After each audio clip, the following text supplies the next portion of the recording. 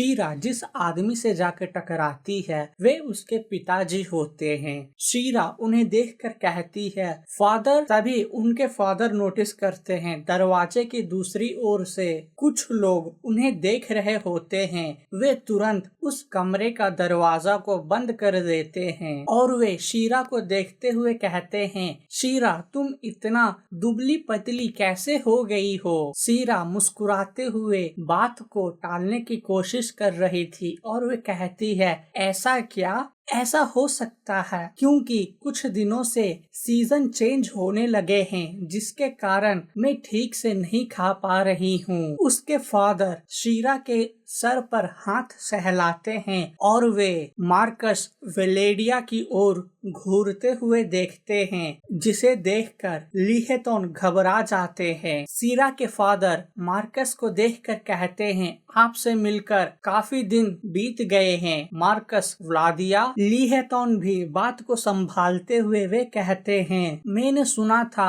आप कुछ दिनों के लिए बाहर गए थे, वैसे आपका ट्रिप कैसा रहा काउंट ब्रिल्टोक्सन। शीरा के फादर कहते हैं ट्रिप तो बढ़िया था और वे कहते हैं जैसा कि आप देख रहे हैं यहाँ का सिचुएशन काफी हेक्टिक है, इसीलिए हम आपको प्रॉपरली इस समय तो होस्ट नहीं कर पाएंगे। अगर आप दोबारा यहाँ विजिट करेंगे तो मैं ये मेक श्योर करूँगा आपको प्रॉपर अटेंशन दिया जाए। लिहेटोन के मन में बस इतना ही चल रहा था, मुझे यहाँ से कैसे भी कर बाहर निकलना है। इसी सोच से वे कहते हैं हाँ क्यों नहीं। इतना कहकर वे जल्दी जल्दी बाहर जाने की कोशिश करते हैं और जाते जाते कहते हैं मिस शीरा मैं आपसे अगली बार मिल लूंगा। इतना कहकर वे जैसे ही जाने लगते हैं पीछे से उसके फादर कहते हैं मार्कस व्लादिया। इतना सुनते ही लिहेटोन घबरा जाता है। तभी शीरा के फादर कहते हैं अगले बार जब हम मीट करेंगे तो मुझे उम्मीद है हम एक दूसरे को मेरे ऑफिस में ही देखेंगे, ना कि आप शीरा से पहले मिलेंगे। व्लादिया भी कहता है हाँ क्यों नहीं। इतना कहकर वे झट से वहाँ से चले जाता है। शीरा के फादर कहते हैं आते ही ये सब देखना कितना दुखद है और वे शीरा से पूछते हैं क्या वो बेवकूफ तुमसे कोई बदतमीजी तो नहीं कर रहा था। शीरा अपने फादर की ओर देखती है और वे कहती है आपसे मिले काफी वक्त गुजर गए हैं। इतना कहकर वे भावुक होकर रोने लगती है। उसके फादर उसे कंफर्ट करते हुए कहते हैं तुम चिंता क्यों कर रही हो, अब मैं आ गया हूँ, सब मैं संभाल लूंगा। वैसे भी मैं तो केवल 2-3 महीनों के लिए ही यहाँ से गया था। शीरा भी ये सुनकर कहती है मुझे इस तरह से नहीं रोना चाहिए था, फादर को अजीब लगने लगेगा। और वे कहती है लेकिन मेरे पास्ट लाइफ में उस दिन जिस तरह के अकेलापन मैंने महसूस किया था वैसा मैंने कभी नहीं किया, और जिस तरह से मेरे साथ बदतमीजी किया गया था और मैंने मेरे फादर के मृत शरीर को देखा था, वही एक ऐसा समय था जब मैं अपने फादर को लास्ट टाइम इतने करीब से देखी थी। ये सब सोचते हुए शीरा अपने फादर को गले लग जाती है और वे रोने लगती है। उसके फादर ये सब देखकर हैरान हो जाते हैं और वे कहते हैं शीरा उसके फादर के गले लगकर रोने लगती है और वे कहती है फादर मुझे खुशी हुई आपको वापस सही सलामत देखकर। शीरा के फादर शीरा के भावनाओं को समझकर उसे कंफर्ट करते हुए कहते हैं लगता है मेरे गैर मौजूदगी में मेरी बेटी कुछ ज्यादा ही काम कर ली। इतने में शीरा खुद को संभालते हुए अपने फादर से पूछती है क्या हो गया, मैंने तो सुना था अब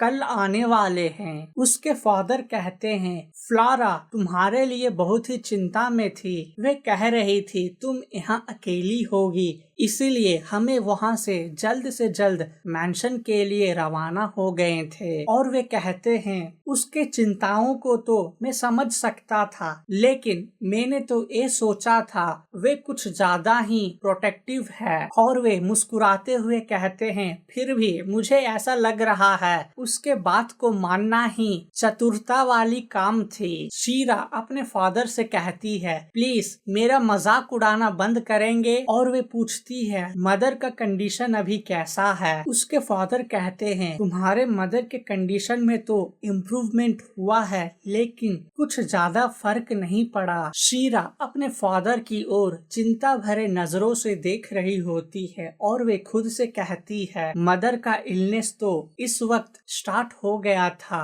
जब मैं 15 साल की हो गई थी। फादर ने कई सारे प्रीस्ट, मैजिशियन और तो हीलर को भी बुलाए थे ट्रीटमेंट के लिए, लेकिन उससे कोई फर्क नहीं पड़ा, ना ही उनका रिकवरी हो पाया सही से। उल्टा उनका कंडीशन तो और भी बेकार हो गया था। जब जब यहाँ का वेदर गर्म और ह्यूमिडिटी से भर जाता है, मेरे मदर को किसी कूलर जगह पर रिलोकेट करना पड़ता है ताकि उनका हेल्थ कंडीशन थोड़ा बहुत स्टेबल रहे। इतना कुछ करने के बावजूद फादर अपना उम्मीद नहीं छोड़े।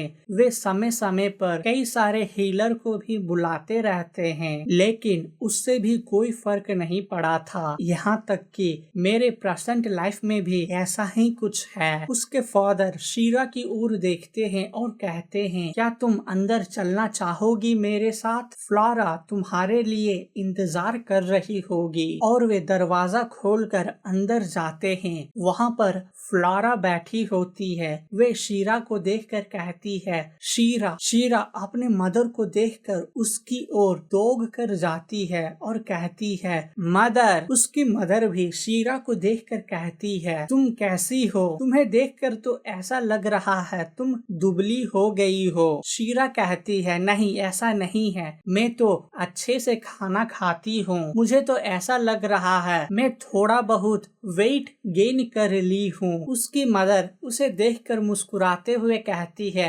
अच्छा। और वे कहती है तुम्हें देखकर ऐसा रियलाइज हो रहा है मेरी बेटी काफी बड़ी हो गई है। और उसकी मदर कहती है तुम्हें देखकर मुझे ऐसा लग रहा है मानो मैं तुम्हें लंबे समय के बाद देख रही हूँ। शीरा भी उसके मॉम की ओर देखकर कहती है मुझे भी कुछ ऐसा ही महसूस हो रहा है। इतने में उसके फादर कहते हैं मुझे मालूम है तुम दोनों को कई सारे बातें करना है, लेकिन फ्लोरा तुम अभी अभी आई हो, तुम्हें थोड़ा रेस्ट ले लेना चाहिए। और रही बात शीरा का, तो तुम इसके बारे में चिंता ना करो, मैं इसका ख्याल रख लूंगा। फ्लोरा भी कहती है ठीक है, मेरी बेटी का ख्याल रखिएगा। लूड इतना सुनते ही वे दोनों उस कमरे से बाहर आ जाते हैं। शीरा अपने फादर से कहती है आपको देखकर भी ऐसा लग रहा है आपका तबीयत भी खराब था। लूड कहते हैं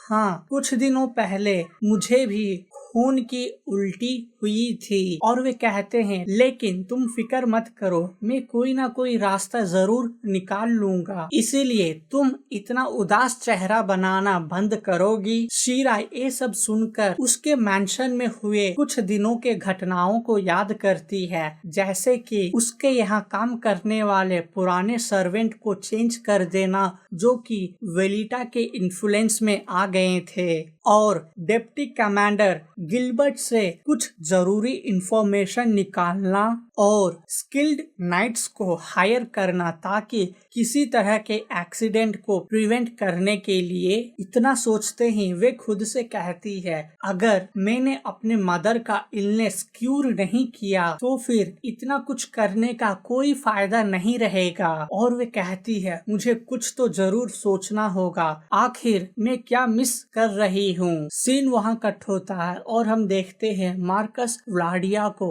जो कि गुस्से में थे। वे कहते हैं डैम इट, उसकी इतनी हिम्मत, जो मुझे घूर कर देख रही थी। और वे अजीब तरह से मुस्कुराते हुए कहता है ब्रिल्टोक्सन और बोजबान, वे दोनों मुझे क्या समझ कर रखे हैं। अब वक्त आ गया है उन दोनों को मेरा असली चेहरा दिखाने का। और वे कहता है मैं कोई साधारण व्यक्ति नहीं हूँ जो कि मुझे जो चाहे वो इग्नोर कर कर आराम से निकल जाए। इसी के साथ ये चैप्टर खत्म होता है। मिलते हैं अगले चैप्टर में।